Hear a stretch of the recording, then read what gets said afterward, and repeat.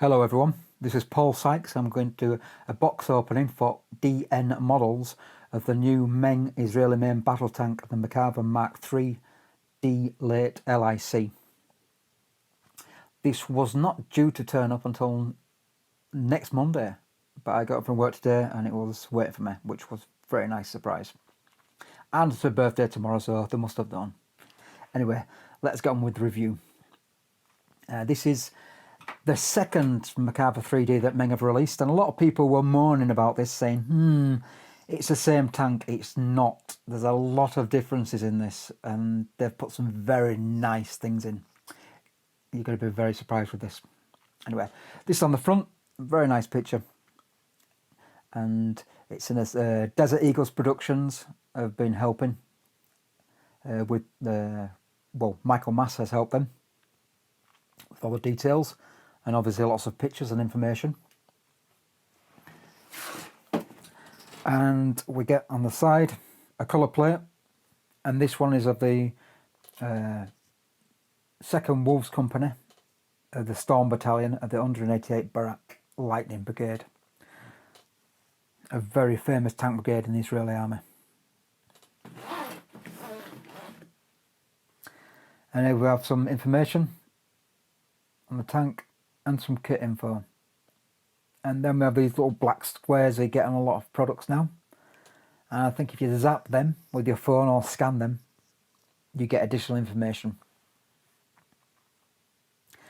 I'm going to debag all the sprues first because it's a pain in the butt trying to do that when I'm holding the camera, and it just ends up wobbling everywhere. Okay, back in a bit. Here we go with the first sprue. And this sprue, yet part of the turret armour and the turret roof. These are part of the turret. And this roof armour is a lot different compared to the one in the early Mk.3D.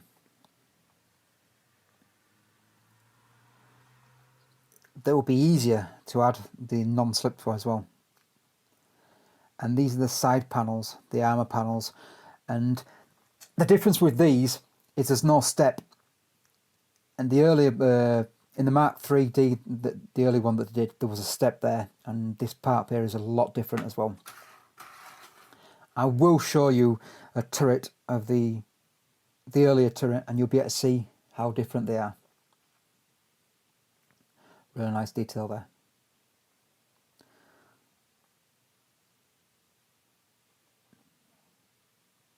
I've cut the side armour off the sprue to show you how different it is to the earlier Mk.3D that Meng did. As you can see, it's very flat. There's a lot less bolts on, and there's a lot more detail on the first one with the bolts. And this is flush. And here we are with the roof armour, whereas that's got all the lines going across. On the earlier one had a lot of round details on. It will be easier to add the non-slip on that. Another one of the new sprues in the kit. And here we get the belly armour, which is an armoured plate that is hung underneath the belly of the tank. And these little things here are what hold them, these shackles. And here we have the top of the commander's cupola.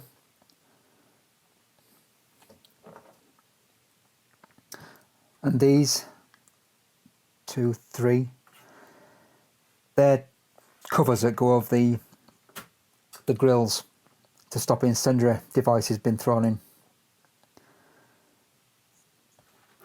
And here we have, I'm really excited about these. These are the rear towing horns. They've done a great job adding them. And there we get the front ones. And this here is the global positioning device part here, and this part.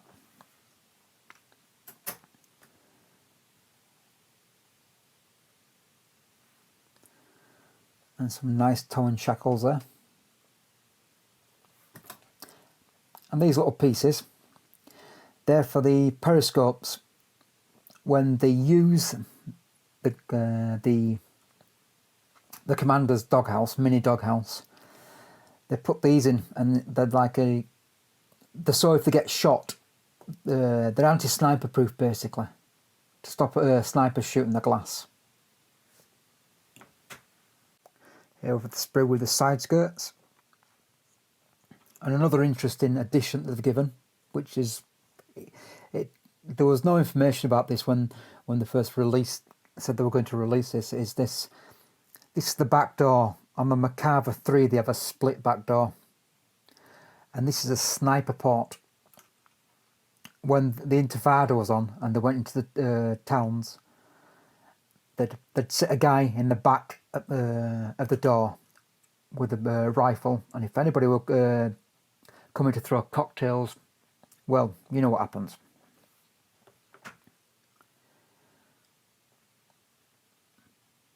Some more detail there. The side skirts are very nicely done. And then we get the engine deck.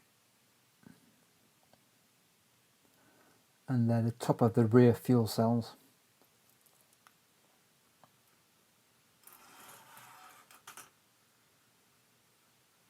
And there is a sprue that you also get in the Merkava 3D that did the earlier version. Well, the first one.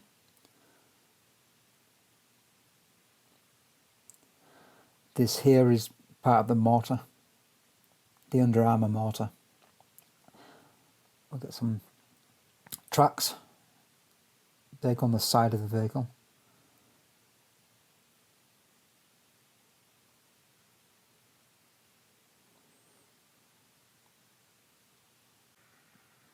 Right, here we have the smoke dischargers. And there are the antenna mounts. You get the smoke dischargers open or closed. And there we get the loader's hatch. And that's the commander's hatch there. You don't have to have the mini doghouse on with the LIC. You can have it without. It's optional. And there's part of the rear basket.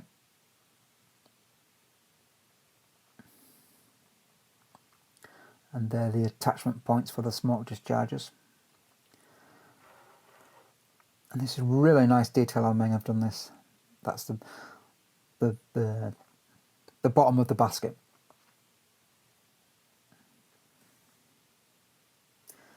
Piece is bent there, but I'm sure I better sort that out.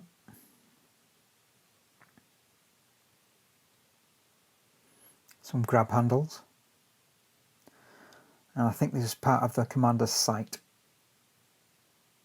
Yes, it is. You get two of these. It's all the suspension and part of return rollers and the drive sprocket, and also part of the rear whole baskets.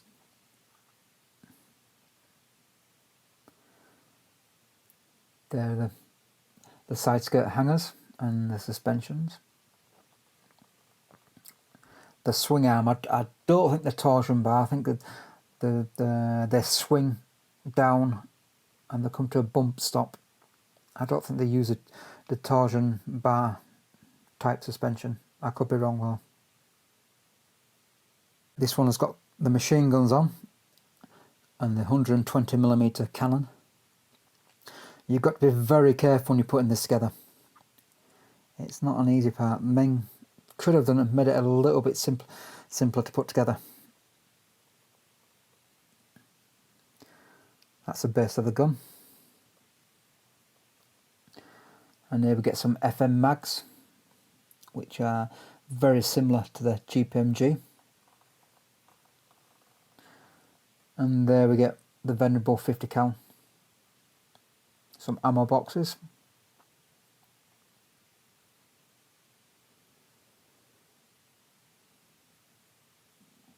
These are part of the rear hull baskets.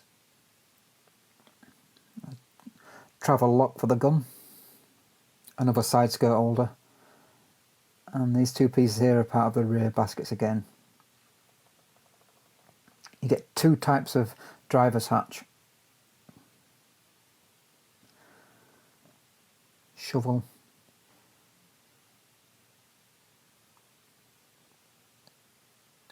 Then the two parts of the driver's hatch as well, the opening mechanism. And that's part of the final drive.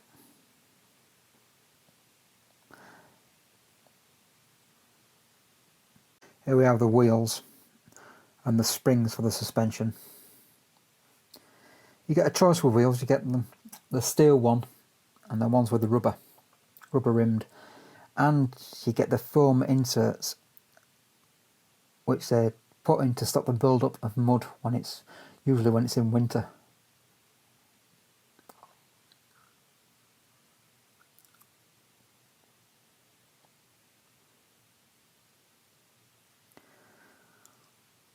Few seam lines to be cleaned up.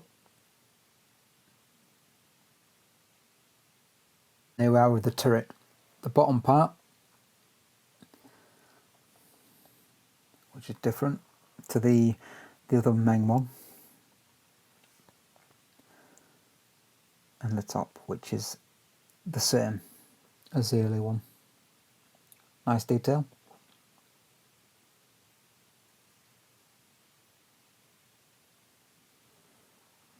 And here we have the two halves of the hull.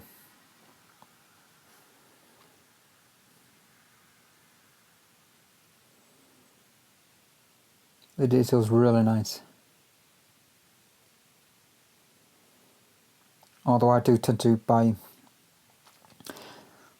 upgrade sets and use it to take a lot of the grab handles and things off and replace them. But that's just me.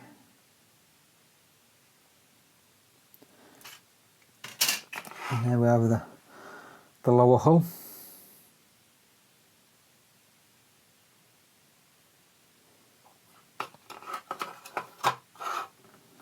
Not much detail on the bottom.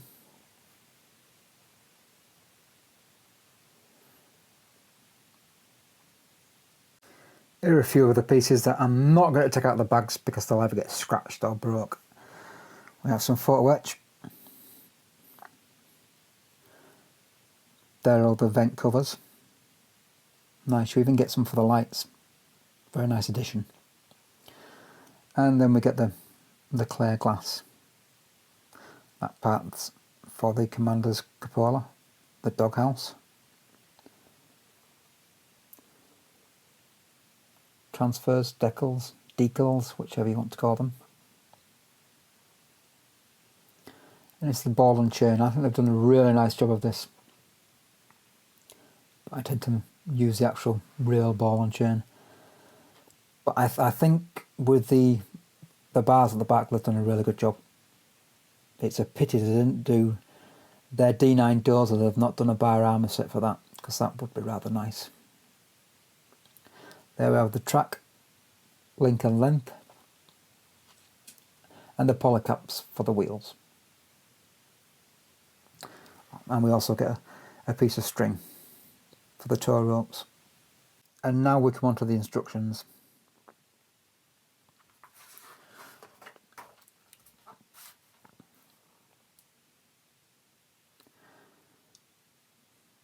Some information about the tank and the LIC additions that were added. I'll go back to there then if you want to read it. You can just pause it, that way you'll be able to read it.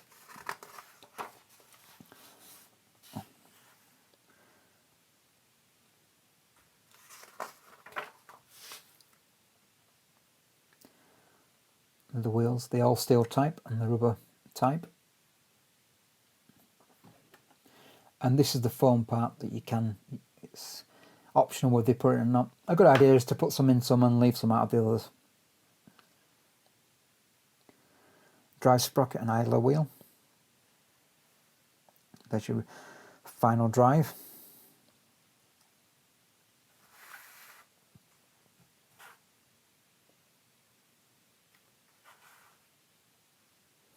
Add in all the suspension.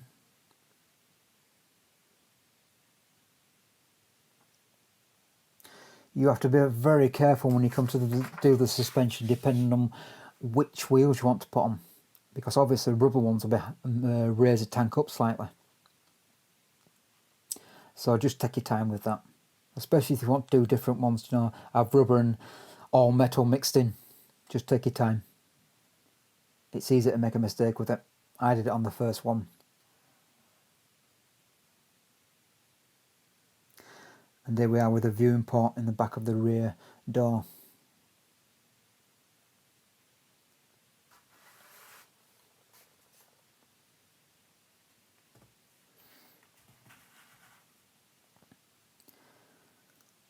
The rear hull baskets.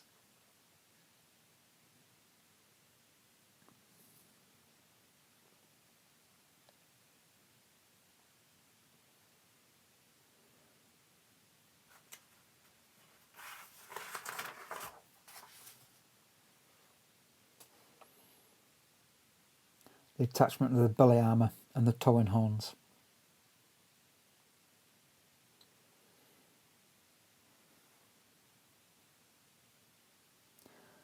The upper hull.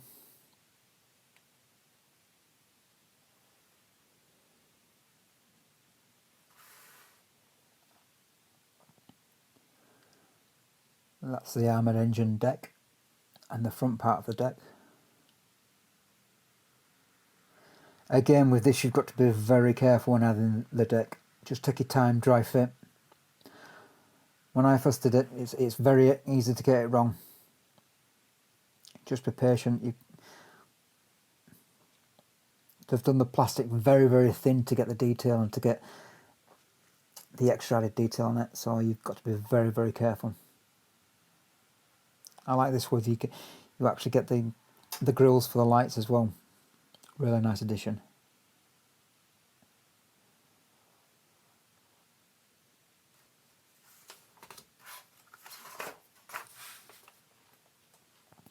And here we are with the two different driver's hatches.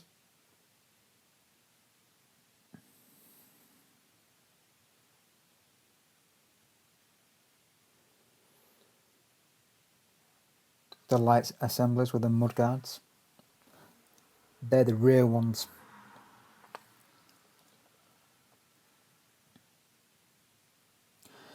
These here, these little springs, they're for the track, the width indicators, sorry, the tank width indicators. If they're going down streets, then if they're touching, then no, they're not going to fit.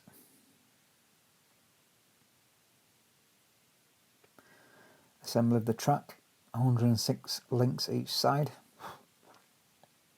Patience will be needed there. And the hull all going together.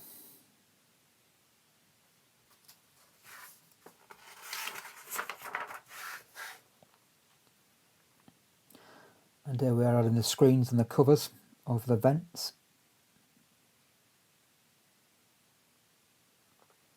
Maybe a good option is to have maybe one of them missing, as if it's been torn off. And here's the gun. With this you've got to be very careful, especially with these parts. Just be very careful adding this and this, because they can easily break. Dry fit before you glue. The rear of the turret with the extra track links and the antenna mounts. Lower part of the turret going together with the gun. And the turret basket assembly with all the ball and chain. Once again, you've got to be careful with that as well. Maybe a good idea is to make the basket and leave it off until you come to painting, because it will be easy to damage the ball and chain.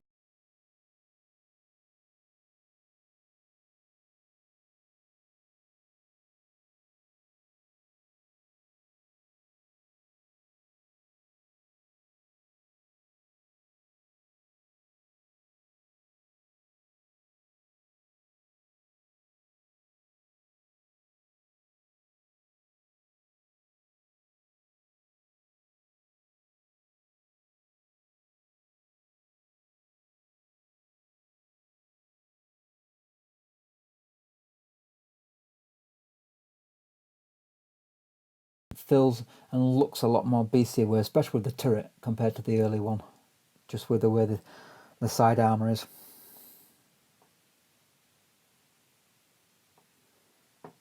There's a roof armour going on.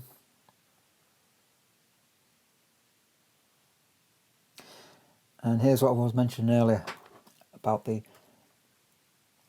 periscope, the covers that go over the periscopes to stop the periscopes being shot out. And there we have the commander's mini doghouse. And the loader's hatch.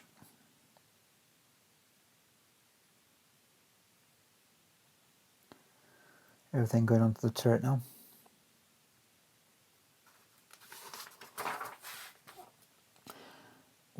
The smoke discharges. And you do have to put decals on them, which is nice.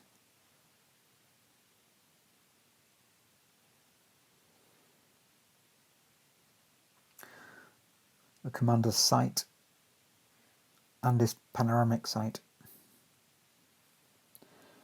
There we are with the 50 cal. And on this one you get an electronic solenoid. I think that's the correct term, so it can be fired electronically.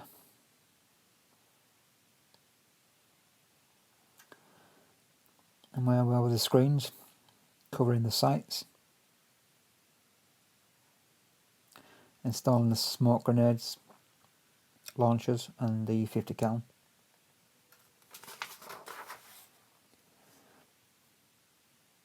And here we are with the panoramic sight guard and the sight itself. FM mags. That's a loader's one, and this is a commander's one. That can be raised up and down, which is quite nice. And there we are, fitting them to the turret. And everything going together. And there we have the tow ropes.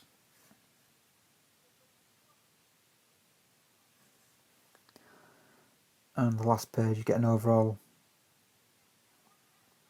show of all the pieces and the decals. And a couple of colour plates.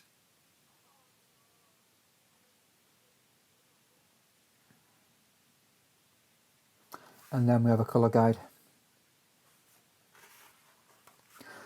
Thanks for watching, hope you've enjoyed it.